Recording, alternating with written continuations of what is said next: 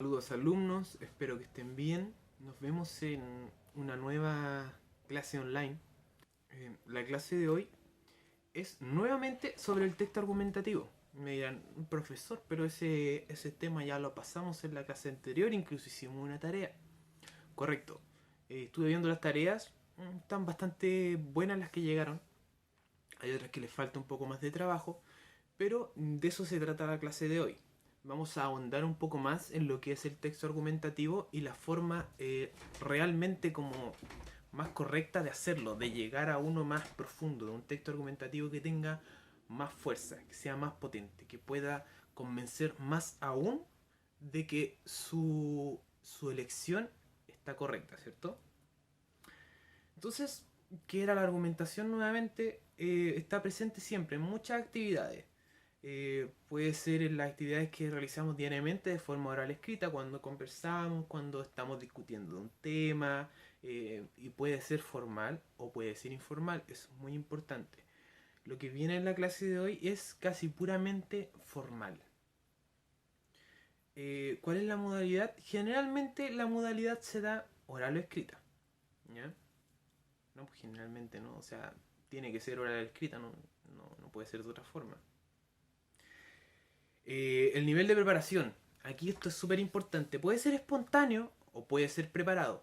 ¿Qué quiere decir espontáneo? Espontáneo es una conversación que salió por ahí en cualquier momento, ¿cierto? Están hablando con unos amigos y de repente a ustedes se les ocurre un tema en el que quieren argumentar y les empiezan a hablar a sus amigos para convencerlos de algo, ¿cierto? Eso es completamente espontáneo. Preparado puede ser una disertación que ustedes van a hacer en clases, por ejemplo, o preparado también es el trabajo que se envió sobre el discurso argumentativo, ¿cierto? Eh, el tema, el tema depende de lo que ustedes hayan elegido para argumentar. Los participantes son todas las personas que intervienen. Todos aquellos que están interviniendo en el tema, en el texto o en la disertación, son nuestros participantes. Y el contexto depende del lugar, depende si es formal, informal, si lo estamos haciendo de forma espontánea o no. El contexto cambia la forma en la que ustedes se expresan y en la forma en la que ustedes van a expresar todo lo que ustedes saben, ¿cierto? Todo el tema. Ahora, la estructura interna, y esto es como súper importante, que todo discurso está organizado con una estructura básica que tiene introducción, desarrollo y conclusión. Eso viene de las clases anteriores. Ahora, el discurso argumentativo también lo tiene, pero se agregan otros elementos que son propios, que son únicos de su tipo. ¿Ya? Y estos elementos los vamos a ver ahora, que son tesis, bases, garantías y respaldos. De aquí, ustedes deberían acordarse de tesis, ¿cierto? El primero que sale aquí. Luego dirán base, garantía, respaldo. Eso es nuevo, se nos está agregando, ¿cierto? Eso le da más fuerza, le da más punch a su tesis, ¿cierto? O sea, nuestra tesis es lo que nosotros queríamos defender, ¿cierto? Vamos a tomar por ahora que vuelve a estar en vigencia el apruebo. ¿Ya? Digamos que nuestra tesis es que se debe votar apruebo. Ahora, bases. ¿Cuáles son las razones que yo selecciono para apoyar la tesis? O sea, ¿por qué debemos votar a prueba? Porque se debe cambiar la constitución. Pero ¿por qué se debe cambiar la constitución? Esa sería una base más grande, ¿cierto? Ahora vienen las garantías. ¿Por qué las bases que yo seleccioné, por qué apoyan la tesis? O sea, ¿por qué es importante decir que se necesita una nueva constitución? Y aquí nosotros comenzamos a dar ejemplos de por qué yo creo que tengo esa base para la tesis. O sea, son ejemplos para los ejemplos de la tesis. Nosotros estamos apoyando más la tesis todavía. Luego vienen los respaldos. Los respaldos también son súper importantes. Son un apoyo, ¿ya? El respaldo es una fuente bibliográfica, una enciclopedia, prensa, puede ser una persona importante que sea conocedor del tema. Nosotros en nuestro respaldo es como nuestra persona que sabe más que nosotros. ¿Ya? Nosotros sacamos una cita o sacamos una frase o la persona a la cual nosotros fuimos a investigar a internet para que nos dijera, lo nombramos, ¿cierto? Es muy importante muy importante que nuestro respaldo realmente sea alguien que sabe del tema y que tiene, él mismo tiene su respaldo para saber del tema. Por ejemplo, si estamos hablando de una enfermedad humana, estamos hablando del coronavirus, por ejemplo. Nuestro respaldo debería ser un médico, debería ser una enfermera, debería ser alguien del ámbito de la salud. No podemos poner como respaldo a un leñador, por ejemplo, porque no es alguien que se maneja trabajando en ese ámbito. ¿Se entiende? Nuestro respaldo debe ser alguien que maneje más el tema que nosotros y que tenga certificados de que sabe más que nosotros. Por certificados no me refiero a papeles, o sea, no tiene que ser un título universitario. A lo mejor nosotros podemos hablar de reparación de calefón y ahí va a ser mucho más importante, no sé, el maestro que lleva 15 años trabajando reparando calefón que un médico o un cirujano, ¿cierto? O sea, el cirujano que va a saber de calefón. Y ahí no vamos a usar un cirujano solo porque tiene un título, sino que tenemos que usar a alguien que realmente sepa del tema. ¿Se entiende? Ahora nuestra tesis, esta es nuestra amiga que venía de atrás, ¿cierto? La amiga tesis, o sea, nuestra idea, lo que nosotros tenemos en la mente, lo que eso nos ocurre para defender, ¿cierto? Es como nuestro caballito de batalla. No podemos dejar que nuestra tesis pierda, o sea, nuestra tesis nosotros la defendemos con todo.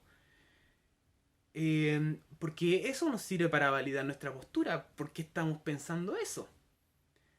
Es un supuesto, ¿cierto? Y tenemos que meterla un poquito en la conclusión para demostrar de qué nos sirve, de qué nos quiere convencer el emisor, lo ponemos en la conclusión, ¿cierto? Y mostramos también la tesis.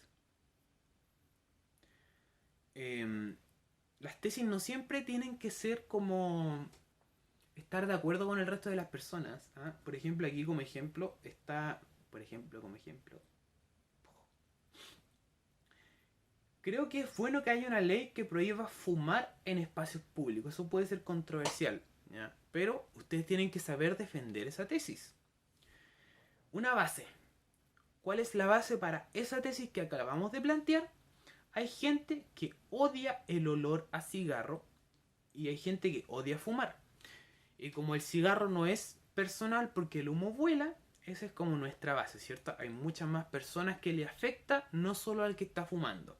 O sea, esto es otro argumento que defiende la tesis, como nuestro primer argumento que va atrasito de la tesis, y la tesis como nuestro caballero, este es como el escudero, ahí el que va atrasito ahí apoyándolo, empujando la tesis para que siga, para que avance y llegue y convenza a todos. Plantea el tema y da datos como bien generales y datos conocidos, o sea, datos que la gente pueda escuchar y decir, ah, sí, el humo del cigarro se va para todos lados. O sea, así es, fome cuando voy caminando y me llega el humo en la cara. Entonces, como bien general para que la gente diga, tiene razón mi amigo. Ahora, las garantías. Las garantías que dice que son un nexo que vincula la tesis con las bases y algo que la amarra, ¿sí? Explica la relación que existe entre la idea defendida y el primer argumento. O sea, ¿qué relación hay con decir que el humo anda por todos lados? Que el humo ahoga, ¿cierto? Que hace mal y no le hace mal solo al que está fumando. Esa es nuestra garantía. O sea, nosotros planteamos nuestra tesis que deberían prohibir fumar en espacios públicos. ¿Por qué? Porque hay gente que odia el olor. Y nuestra garantía es que el humo del cigarro sí ahoga y sí hace mal, no solo a los que están fumando. Y ahora, ¿quién lo respalda? ¿Quién es importante? El Ministerio de Salud. O sea, alguien que es entendido en el tema, ¿cierto? El Ministerio de Salud dice que el humo del cigarro sí es malo. Entonces, no lo estoy diciendo yo, el profe Paul. Lo está diciendo el Ministerio de Salud. Los que saben de pulmones, ¿cierto? Más que el profe. Todo tipo de información es un respaldo que permita sustentar las garantías. ¿Y de qué ámbitos provienen? Ciencia, ética, religión, cultura, economía, de todos los que sepan más que nosotros y sean ideales en el tema. Ahora, ¿qué otros tipos de argumentación hay? Porque hay más de un tipo de argumentación.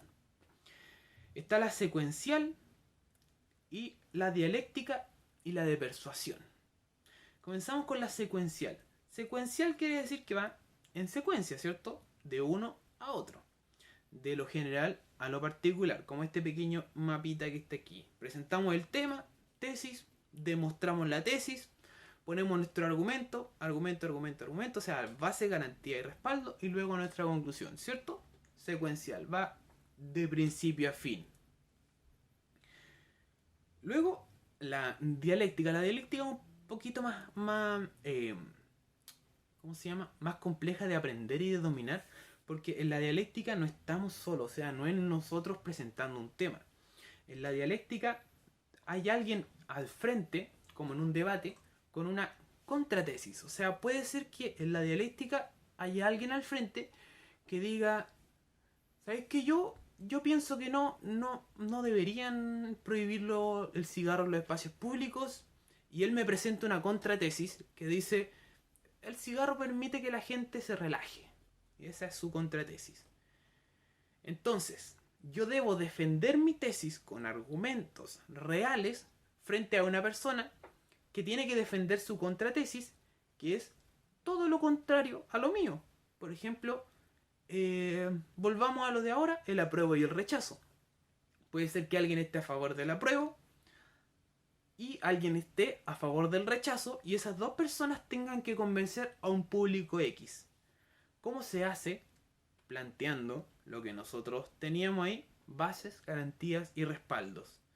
Aquí es importante poner mucha atención a lo que dice la otra persona, entender su tema y tratar de armar problemas, de armar tesis, de armar contratesis, dependiendo de lo que esa persona va diciendo.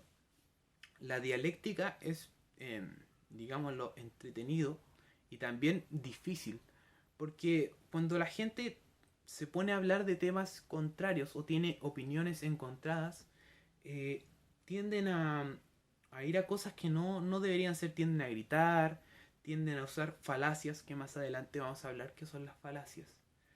Tienden a insultarse, a no escucharse. Por eso es difícil llegar a una buena argumentación dialéctica y presentar bien los temas y los contratemas. Y a veces hay gente que hace argumentaciones dialécticas y luego termina y se da la mano y se van tranquilos, aunque se enfrenten los temas, y otros hay temas que realmente no, como que ya no se puede lograr una amistad entre unas personas que tengan a veces temas muy demasiado como en contra, ¿cierto? Eh, Eso, se organizan los argumentos de la misma forma y hay una refutación hecha por los contrarios. O sea, es como una pelea, digámoslo así, bucal, donde hay unas personas tirando argumentos de un lado y los otros le responden con contraargumentos, y por acá, por allá, por acá, por allá, hasta que uno se proclama como ganador. ¿Por qué? Porque dio los mejores argumentos, porque logró convencer a la gente. Eso es lo importante de una argumentación dialéctica. Aquí lo tenemos como mapa conceptual nuevamente. Por un lado está la tesis, la contratesis, demuestran los dos, ambos dan argumentos, ambos tratan de refutar. Hay uno que refuta el argumento y otro da sus pruebas y otro da las pruebas de refutación. Y para finalizar, persuasión y disuasión. Aquí está como la diferencia entre persuasión y disuasión. No son lo mismo, aunque se escuchan muy parecidos. Persuadir es convencer a alguien para que realice una acción o idea. Por ejemplo, toma Coca-Cola. Los afiches publicitarios tienden a persuadir. Ahora, disuadir es para que alguien cambie de idea. Y esto es como mucho más grande. El ejemplo aquí es di no a las drogas. Persuadir es para que alguien haga algo simple. Toma Coca-Cola, mata a ese bicho. Y disuadir es, por ejemplo, hazte vegano. Como aquí decía, di no a las drogas. Es algo más general, algo más importante. Cambiar una idea de vida muchas veces. Bueno, hasta aquí llega la clase de hoy. Espero que les sirva, que estén bien y nos vemos en una próxima clase virtual.